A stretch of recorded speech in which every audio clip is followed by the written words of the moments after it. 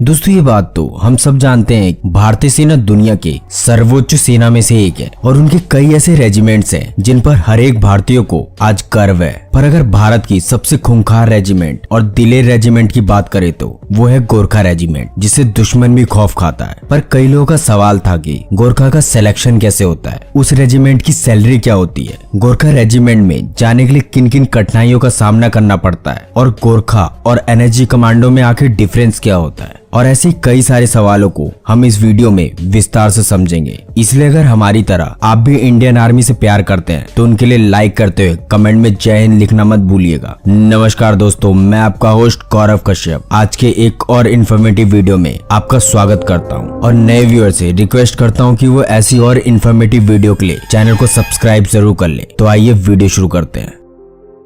Indian army की Gorkha regiment को दुश्मनों के साथ बहुत ही बहादुरी से लड़ने के लिए जाना जाता है और इसके लिए भारत के फील्ड मार्शल सैम मैनिक्शॉ का कहना है कि अगर कोई व्यक्ति कहता है कि उसे मरने से डर नहीं लगता तो या तो वो झूठ बोल रहा है या तो वो गोरखा है, क्योंकि गोरखा रेजिमेंट इंडियन आर्मी के साथ साल 1815 से जुड़ी है और तब से आज तक कई लड़ाइयों में गोरखा कमांडो ने इंडियन आर्मी के साथ अपनी बहादुरी और अपनी जाबाजी का प्रदर्शन दिखाया है और कई बार योगदान भी दिया है। वैसे तो दुनिया के सिर्फ 3 देशों में जैसे इंडिया, नेपाल और भूटान के पास ही गोरखा रेजिमेंट है, जिसमें गोरखा सैनिकों की ट्रेनिंग सिर्फ 3 फेजों में होती है जो तकरीबन 9 महीने तक चलती है। उस दौरान में पहले 2 फेजों में कठिन पीटी और ड्रिल से गुजरना पड़ता है और पहले फेज में कच्ची मिट्टी पर करीबन 7 सप्ताह तक उसके अंदर जोश और स्टेमिना बढ़ाने के लिए इन्हें हर रोज ड्रिल और पीटी कराई जाती है। इसके बाद दूसरे फेज में सैनिकों को सेना के अनुशासन और तौर तरीके बताए जाते हैं। फिर आता है तीसरे फेज की ट्रेनिंग जो पक्की चट्टान पर होती है, जिसमें करीबन 19 सप्ताह तक इन सैनिकों को चट्टान जैसे जमीन पर ड्रिल करना होता है। इसी दौरान इन सैनिकों के शरीर को लोहा जैसा बना दिया जाता है ताकि आगे आने वाली कोई भी मुसीबत का सामना करने से गोरखा रेजिमेंट ना डरे। इसलिए आम रेजिमेंट के मुकाबले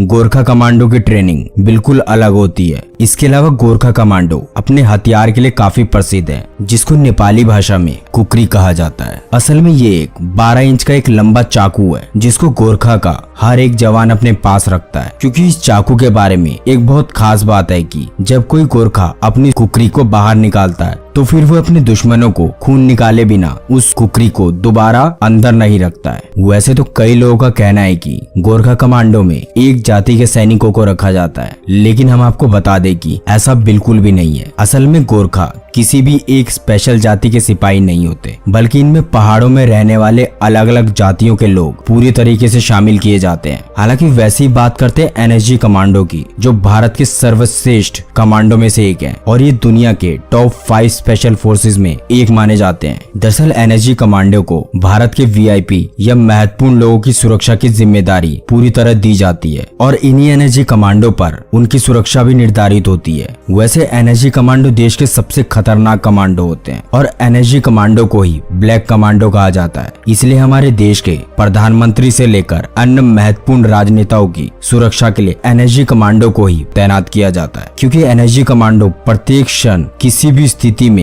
हर मुसीबत से पूरी तरह निपटने के लिए तैयार रहते हैं। जबकि एनएसजी कमांडो का कहना है कि वह अपने देश की रक्षा करने के लिए अपनी जान तक कुर्बान कर सकते हैं। जैसे गोरखा की ट्रेनिंग बहुत सख्त होती है, उसी तरह एनएसजी कमांडो की ट्रेनिंग भी बहुत कठिन होती है। दरअसल एनएसजी कमांडो को ट्रेनिंग से पहले एनएसजी कमांडो के जवानों को दौड़ में 26 तरह के मुश्किलों का सामना करना होता है और इस ट्रेनिंग में 80% सैनिक असफल हो जाते हैं और मात्र 15 से 20% सैनिक ही अंतिम दौर तक पहुंचकर सफलता प्राप्त करते हैं। और इसके बाद अंतिम दौर में आए सैनिकों को 90 दिन यानी 3 महीने की एक विशेष ट्रेनिंग दी जाती है, जो एनएसजी कमांडो को शुरुआत में 18 मिनट के अंदर 26 कार्य करने होते हैं और 180 मिनट के ऑब्स्टेकल को मात्र 20 से 25 मिनट में पूरा करना होता है। यानी कोई भी सैनिक अपने समय के दौरान अपना टारगेट पूरा नहीं करता है तो उन्हें उसी वक्त वहां से रिजेक्ट कर दिया जाता है। यानी एनएसजी कमांडो बनने के लिए अपना टारगेट सिर्फ 9 मिनट में पूरा करना होता है, तभी जाकर कोई एनएसजी कमांडो बन पाता है।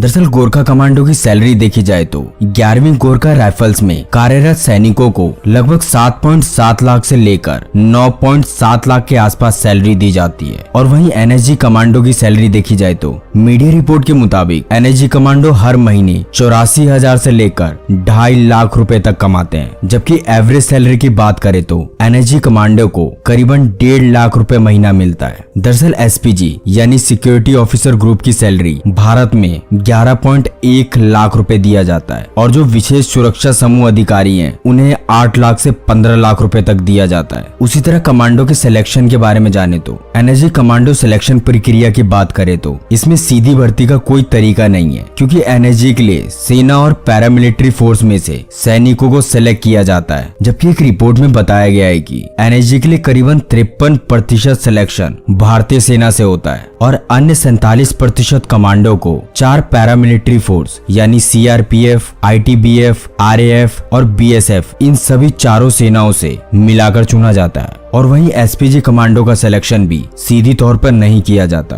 क्योंकि ये एक बहुत ही बड़ी पोस्ट मानी जाती है और एसपीजी कमांडो बनने के लिए सैनिकों को कड़ी मेहनत करनी पड़ती है। उसके बाद ही उनकी भर्ती एसपीजी में होती है। भर्ती होने वाले जवानों का सिलेक्शन अमूमन पुलिस, पैरामिलिट्री फोर्स यानी बीएसएफ, सीआईएसएफ, आईटीबीएफ, सीआरपीएफ के द्वारा किया जाता है, क्योंकि एसपीजी कमांडो देश के सभी सिक्योरिटी फोर्स के प्रमुख माने जाते हैं और ये एक ऐसे सैनिक होते हैं जो गृह मंत्रालय के पूरी तरीके से अधीन होते हैं। तो दोस्तों आज के लिए बस। आप इसके अलावा और किस चीज पे वीडियो चाहते हैं हमें कमेंट करके जरूर बताइए। आपके बेशकीमती राय का हमें इंतजार रहेगा। फिर मिलते हैं ऐसी और वीडियो के साथ। तब तक के लिए जय हिंद, जय भारत, वंदे मातरम।